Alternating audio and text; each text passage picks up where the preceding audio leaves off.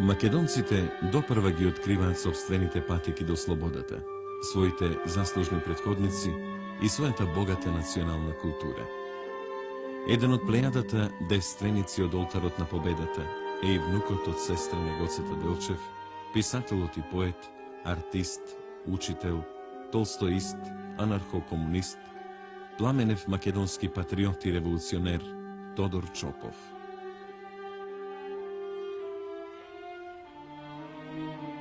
Роден е во 1892 година во будниот јужномакедонски град Кукуш, воспитан врз револуционерните традиции на војковците Гоце, Мицо и Милан, во пазувите на Никола и Султана Делчеви, а растен под родителските грижи на бујната револуционерка Руша Делчева и мирниот фурнаджија Доне Чопов. Од 7 деца на семејството Чопови, најстариот Владимир Мирчо, од 14 годишната возраст, стана македонски востаник, револуционер и загина во Првата светска војна. Тодор беше убиен во 1923 година. Петруш Туше помина многу инквизиции пред Втората светска војна. Неговата кафеја на Средец во Софија беше центар на прогресивната македонска интелигенција и затоа беше наречена Јаковенски клуб. Ристо и Ленка умреа уште мошне мали. Магда стана учителка во Горна Џумаја, но од сите, само 3 години помладата сестра на Тодора, Велика Лика Чопова, доскоро живееше меѓу нас, жив сведок на трагичната македонска историја од овој век и непосреден извор за запознавање на животот и делото на брати Тодор Чопов, како и на Делчевото семејство. Тодор се школуваше во Кукуш и во Солун, каде што организира бунт и дојде до исклучување на поголема група ученици од Солунската гимназија во 1908 година.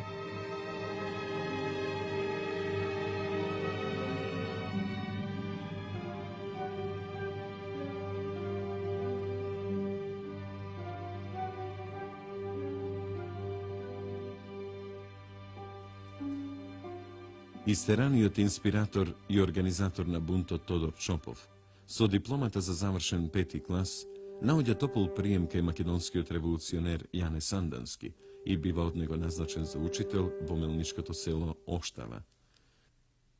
Тука дење ги учи децата, а ноќе возрастните. Станува проповедник на македонската ослободителна борба. Во 1909 година и тој тргна кон Цариград за да се вклучи во македонските чети што учествуваа во задушувањето на контрареволуционерниот преврат на султанот, но стигнува само до Серес.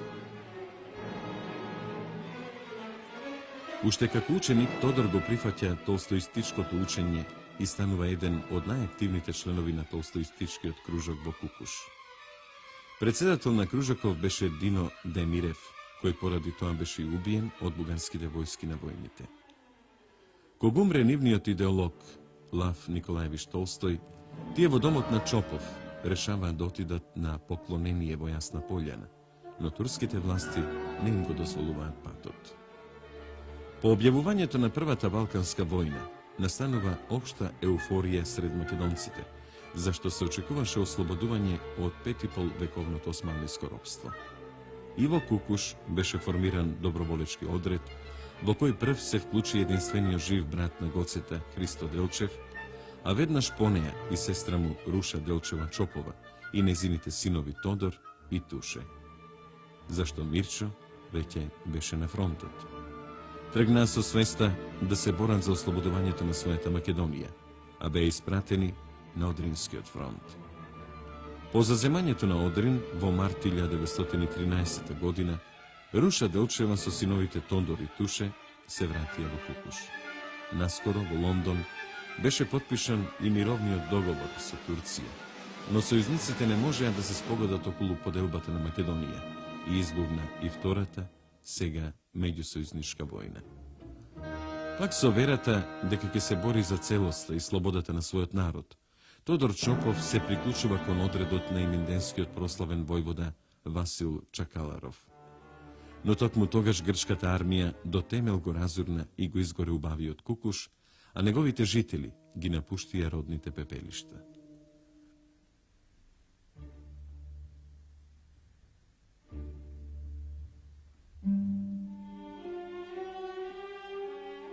Po izvesni borbi, odredot na Todor Čopov se rastura i to je dolgo vreme se krije po selati planinite od Hurka do Carevo selo. V avgust 1913. godina uspeva da se prefrli kaj svojite vo Sofije. Site tije teški preživuvanja, mladiot Todor potagi obravotува vo својата најуспешна литературна творба долгата повест Војнали. To je навистина една потресна исповед, веројатно едно од најдобрите антивојни дела во нашата литературна историја воопшто. Букурешкиот мир ја озаконува поделбата на Македонија. За бегалците се затвора патот кон родната земја. Сместени по училиште и визби, тие почнуваат одисејата на илјадниците македонски бегалци. Без работа, без средства за живот на семејството.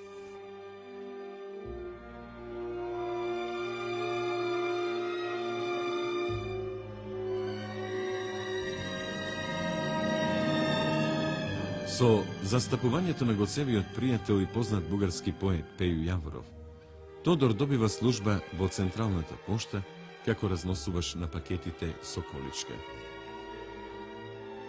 Состојбата природно го насочи кон тогаш мощно развиената анархистичка идеологија, особено сред македонската емигрантска младина. Некогашниот запален толстоист се повеќе стануваше изразит анархист. Почна и да печати своји литературни состави во периодичните изданија.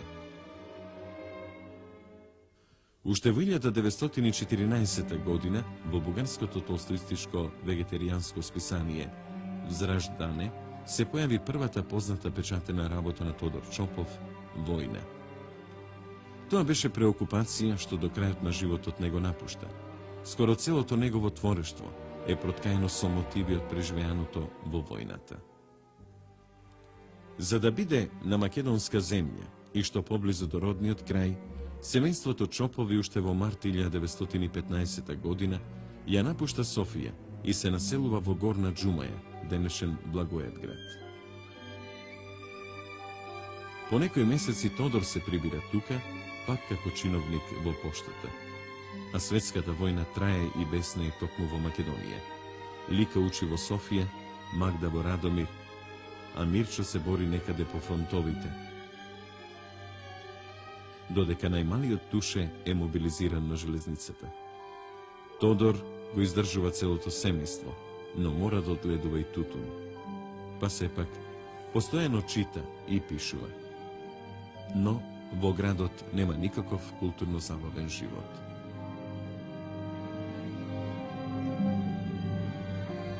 По негова иницијатива се обновува некогашното читалиште Согласие и Тодор станува негов председател.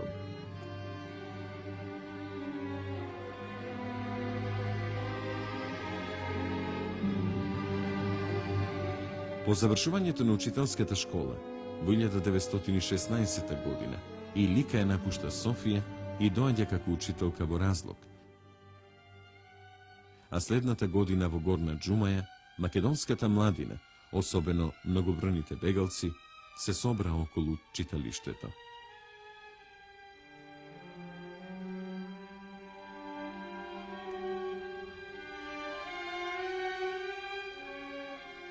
Се обнови библиотеката, се организираа приредби, предавања. Се формира и театарска група што почна да подготвува погодни драмски представи. Тодор е главен раководител, артист, режисер, а сестра му Лика, една од главните артистки, се почувствува потребата за посебен читалиштен дом.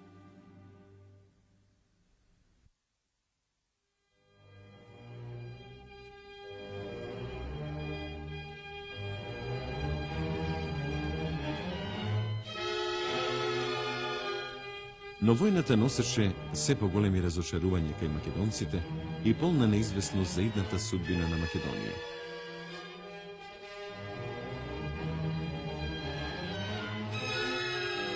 Тодор добива секојдневно писма и картички од своите пријатели емигранти како него за војната и за излезот.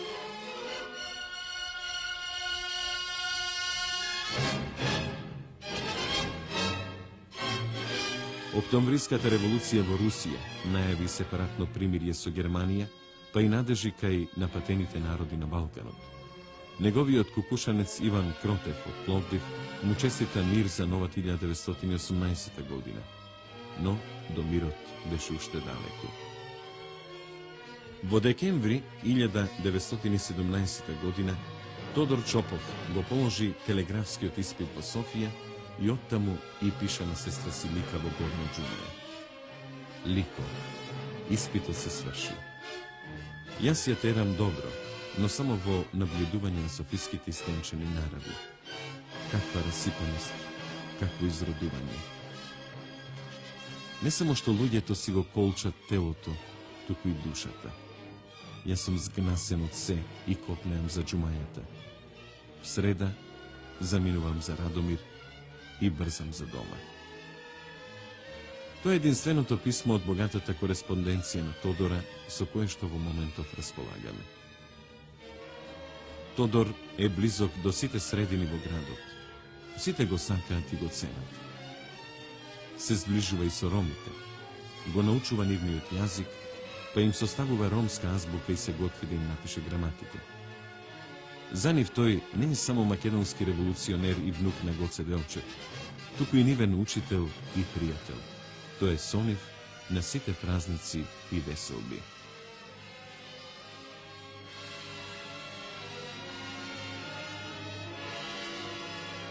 Театарот го ангажира целото негово слободно време. Публиката френетично му аплаудира. Љубителите на сценската уметност го наречуваат Аркашка и Крсто Сарафон. Така го наречува и младиот поет од Кукуш Христос Мирненски во својата картичка до Тодора. Целиот свој краток живот Тодор Чопов го помина во првите редови на борбата за ослободување на Македонија, иако до дното на душата ја мразеше војната. Кога конечно беше подпишено примирието во 1918 година, Тодор многу се вознемири за судбината на брат си Мирчо, но и за судбината на татковината. Во својот расказ Безумство, Чопов пишува: Во 1918 година војната сврши.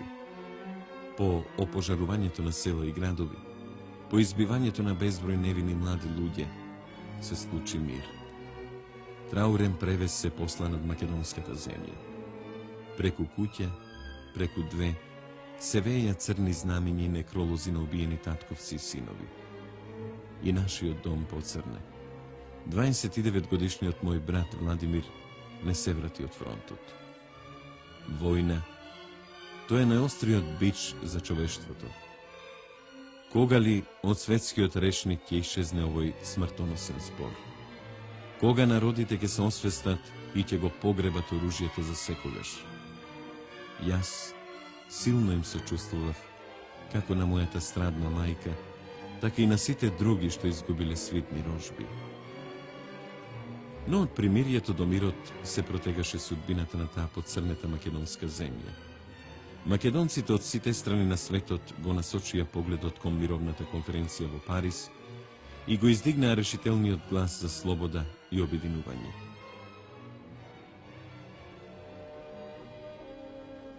Уште во ноември 1918 година, дејците на бившата серска група на револуционерната организација, начело со Димо Хаџидимов, објавија една декларација за разрешувањето на македонското прашање.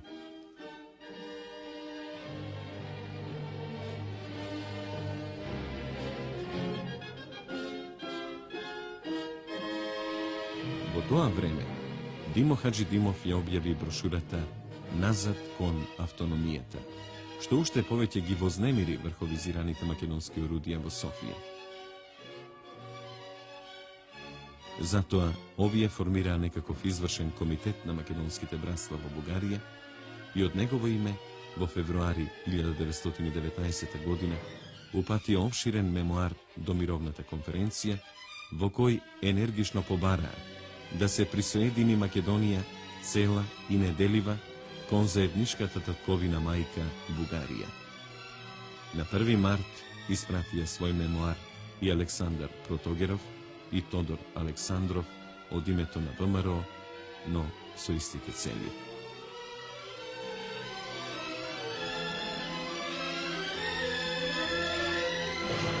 Во таа сериозна ситуација се собираат на советување најстакнатите дејци на бившата внатрешна револуционерна организација од Западна Македонија и од серското крило и во 4 точки ги сублимира основните барања на македонскиот народ за целоста, државноста, меѓународната гаранција и самостојноста на националната физиономија на Македонија како постојан и рамноправен фактор на Балканот.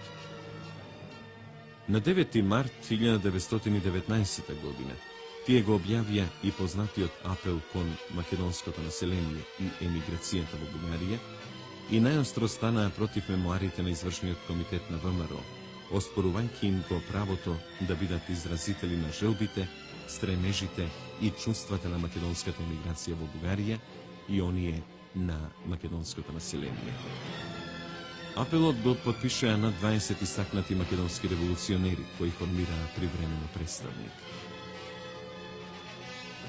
Од 11. април во Софија почна да излегува и органот на привременото представништво на бившата внатрешна македонска револуционерна организација Бюлетин, во кој лаконски и јасно е речено дека се не може да се каже, а уште помалку да се напише во тие околности во Софија.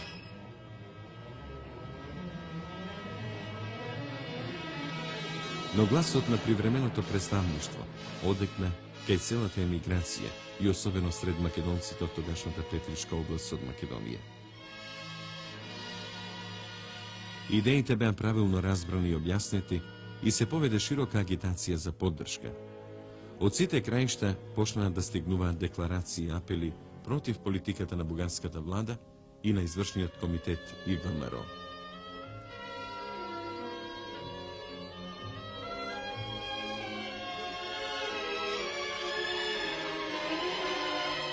Во билтенот беше јасно напишано: на никаков начин не го сакаме распокинувањето на Македонија, зашто сакаме да си го зачуваме својот јазик, својата вера и својата националност.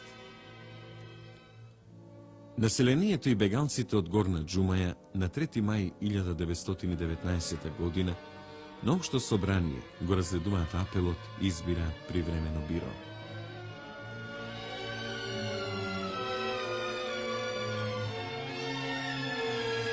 На 9. јуни на ново заседание се избира управа на организацијата од местни и бегалци, во која влегол и Тодор Чопов, и се донесла резолуција за создавање автономна Македонија во нејзините полни географски граници.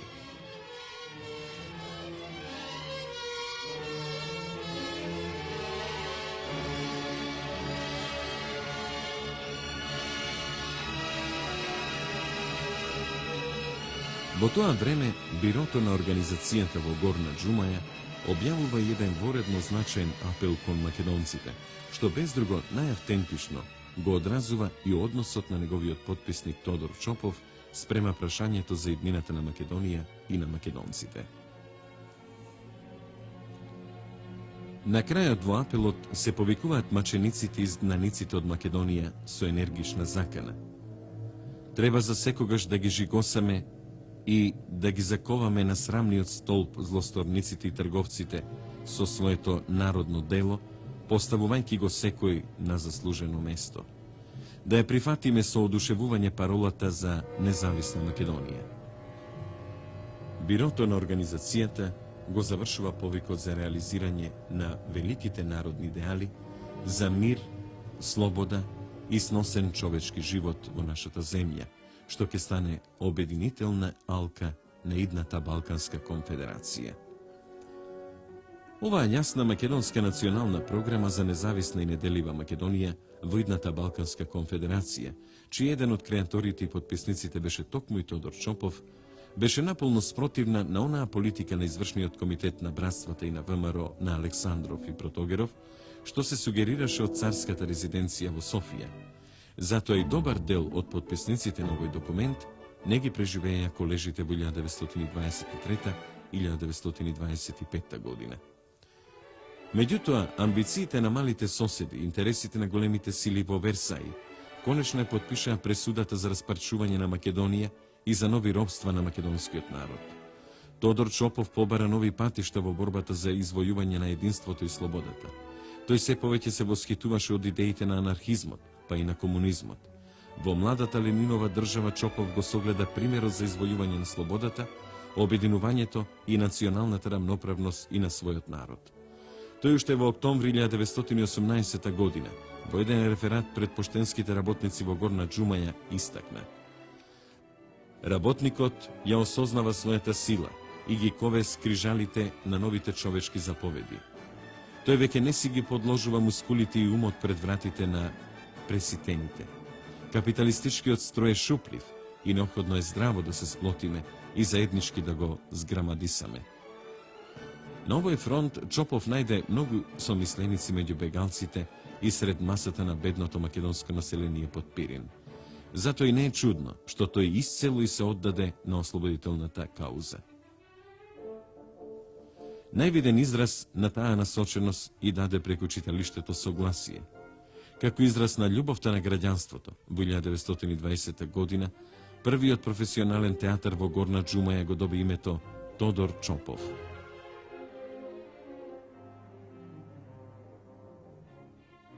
Од друга страна, седнати во кафејаната Интернационал на својот другар Ташко Комитов, Чопов и неговите другари ја игнорираа бугарската химна и бугарската државна власт. Затоа една зимска ноќ во 1921 година на Тодор и сестра му Лика им беше организирана заседа, од која одвај ги спасија главите. Но тоа само уште повеќе ја интензивира нивната дејност. Театралната група на Чопов организира гостување низ Пиринскиот дел на Македонија. Тоа апостолство нужно го сврте кон поразумните елементи во револуционерната организација. Во 1922 година, окружниот војвода Алеко Василев ги прифати основните пароли на серската група и успеа да привлече мнозина нејзини дејци, па и Тодора Чопов. Во некои сведоштва се вели дека Тодор станал и секретар на окружниот комитет на Комунистичката партија. Анархо-комунистот Чопов отиде сосем влево, но не и далеку од револуционерните. Во 1923 година во Софија беше организирано свечено погребување на коските на Гоце Делчев, што го поминале патот од Баница до Асеновград и Софија. Нив ги донел другарот на Гоце, војводата Михаил Чеков. Од Македонскиот дом во Софија стигнува покана и до семејството на Делчев во Горна Џумаја.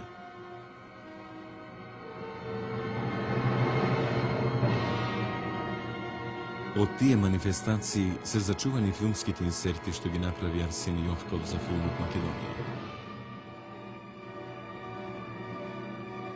Покрај саркофагот се и Христо Делчев и Руша Делчева, Тодор Чопов и Лика Чопова.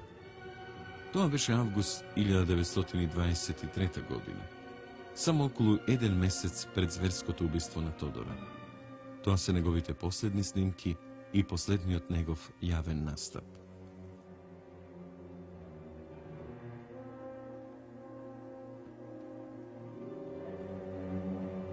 Во тоа време, за да биде поблиску до народот и за да се посвети повеќе на својата револуционерна и писателска работа, Тодор ја напушта телеграфистичката служба и станува учител во горноџумајското село Дреново, а после во Клисура.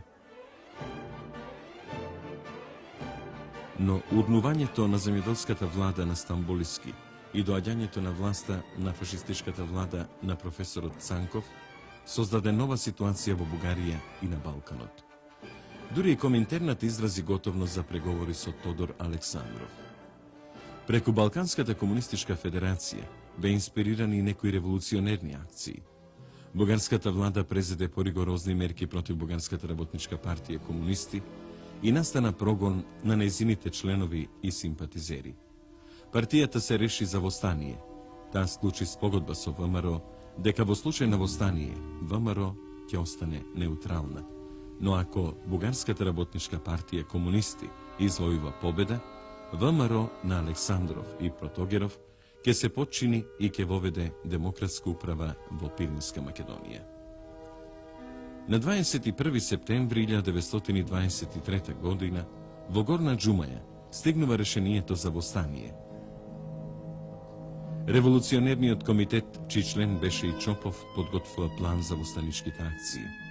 Во преговорите со Тодор Александров, овој одобрил вакви акции, но само надвор од неговата организациона територија. Тодор Чопов станува командир на третото деление на Горноджумајскиот востанички одред, кој што тргнува за Дупница, за да им помогне на бугарските востаници. Меѓутоа, и покрај известни успеси, скоро востанието е задушено, одредов разбиен, а Чопов е испратен за преговори со автономистите на Александров. Наместо преговори, тие го фаќаат внукот на Гоце Делчев и по изречена наредба на Александров го убиваат на 27. септември 1923. година во полите на планината Рила, токму на 31 година, како вујко му Гоце пред 20 години. Убиците одземаат се што нашле во неговиот дом. Во Горна Джумаја се развеваат црни знамиња и 4 бесулки среде градот.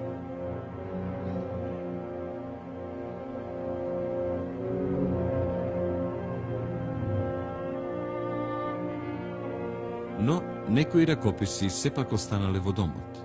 Нив грижливо ги чувала мајка му, а после брат му Туше и сестра му Лика. Но за Тодор Чопов упорно се молчеше повеќе од половина век.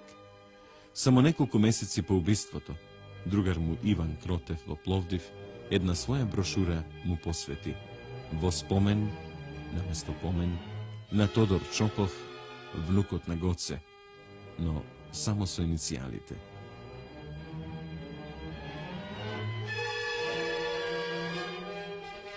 Меѓутоа, македонското прогресивно движење во 30-тите години го подзеде неговото знаме и го истакна неговото име. А говорниот хор на кукушкото братство Гоце Делчев секогаш на Гоцевиот ден доаѓаше во домот на Руша Делчева и исполнувале македонски револуционерни песни, а таа раскажуваше за Гоце, за Мирчо и за писателот Тодор. Тука беа и Никола Вапцаров, и Коле Неделковски, и Атанас Романов, и Антон Попов, и Ѓорѓија Баџиев, и Димитар Митрев, и другите.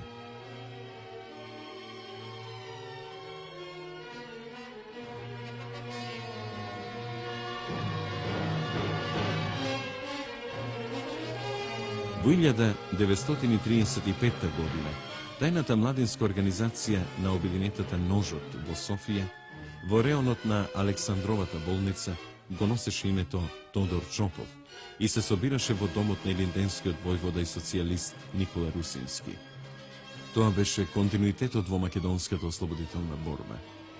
Во новите околности во 1968 година во Софија беше издаден еден мал зборник од некои од литературните творби на Тодор Чопов.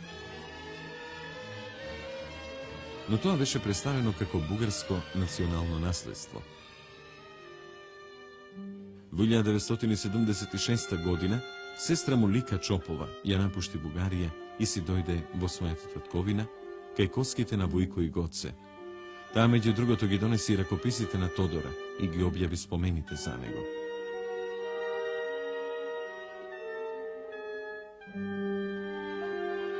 Книгоиздателството Мисла го вклучи неговото дело во едицијата Матица Македонска. Тоа се 2 повести, 15 раскази, една песна во проза, една стихотворба и една драмска творба.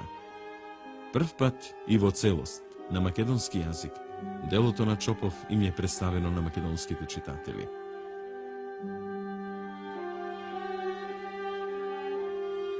Литературното дело на Тодор Чопов е автентичен израз на македонската етнопсихологија и култура и одраз на македонската средина и на македонската емиграција. Тоа е важен дел од нашата историја и значаен прилог за нашата култура. Преку него, подобро може да се разбере и македонското револуционерно дело на внукот на Гоце.